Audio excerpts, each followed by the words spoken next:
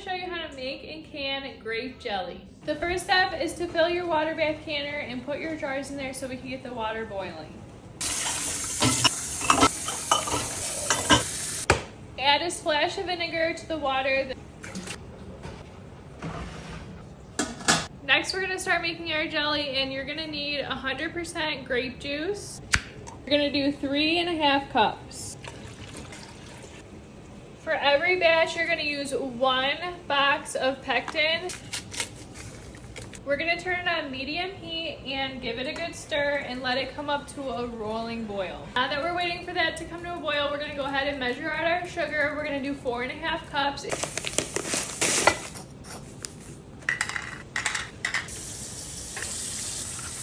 I'm going to turn my canner off and get my jars out because this is starting to slowly boil, and once it boils it's like kind of a fast process. So let's get our hot jars and put them on the towel so they're ready for when we need to fill our jars.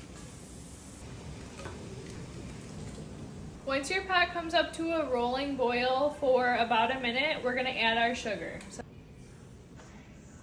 Once it's all mixed in, you're going to go ahead and leave it on medium heat and let it come back up to a boil. And once it starts to come to a rolling boil, you're going to let it boil for 1 minute before we take it off the heat.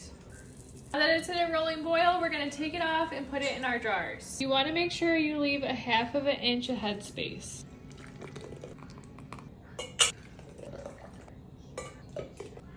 Just take a paper towel or a towel in vinegar and wipe your rims. I'm using Harvest Guard reusable canning lids. I'm going to tag them down in the description for you guys. So first you're going to go ahead and put your ring on. Put your lid on top. Get your rings and put them on fingertip tight.